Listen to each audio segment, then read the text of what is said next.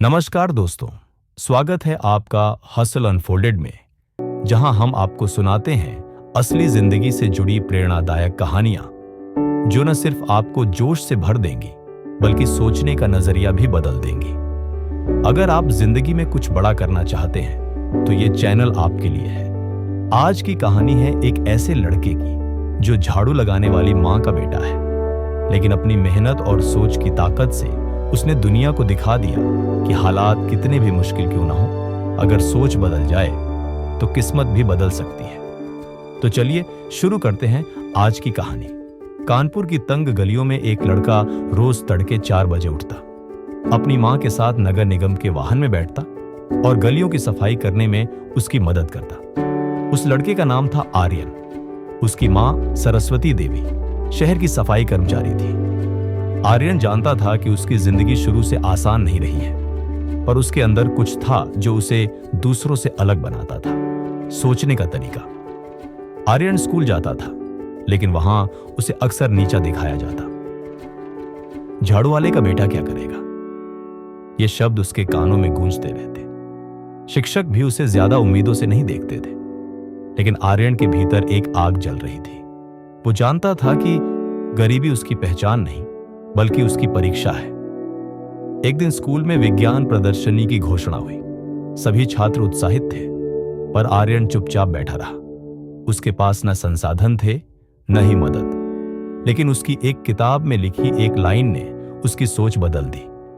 सोचने का तरीका बदलो, दुनिया बदल जाएगी। उस दिन से आर्यन ने निर्णय लिया कि चाहे जैसे भी हो, वो इस प्रदर्शनी में भाग लेगा। उसे मार्गदर्शन मिला मोहल्ले के एक रिटायर्ड इंजीनियर मिश्रा अंकल से, जो अपने समय में नगर निगम के लिए काम करते थे। उन्होंने आर्यन को एक पुराना मोटर पंप और कुछ कबाड़ का सामान दिया। आर्यन ने उनसे सीखते हुए एक ऐसा मॉडल तैयार किया जो नालियों से कचरा हटाने में मदद कर सकता था।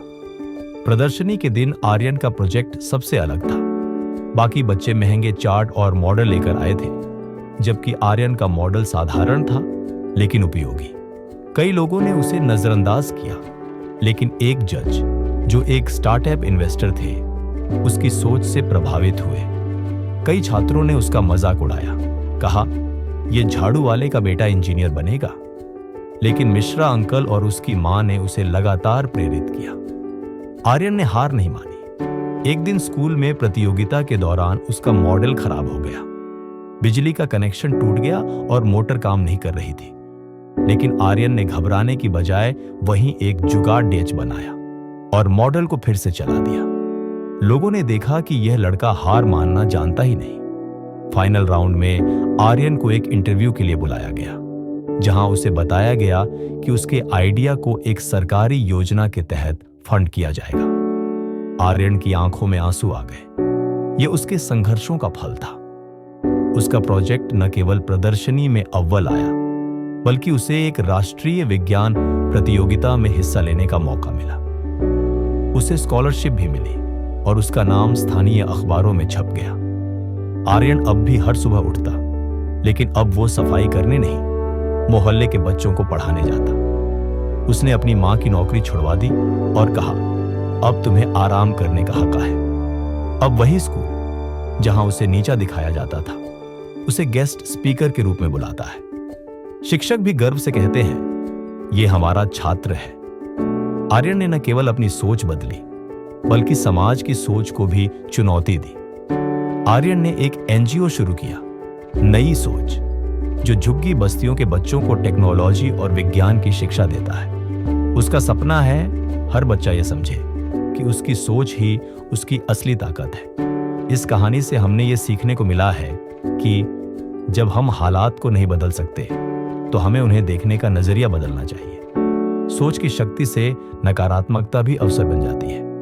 अगर आपको आर्यन की कहानी प्रेरणादायक लगी हो, तो इसे जरूर लाइक करें, अपने दोस्तों और परिवार के साथ शेयर करें, और ऐसी ही और कहानियां देखने के लिए हसल अनफोल्डेड को सब्सक्राइब करना न भूलें। मिलते हैं अगली कहानी में एक और नए संघर्ष और जीत के साथ। धन्यवाद।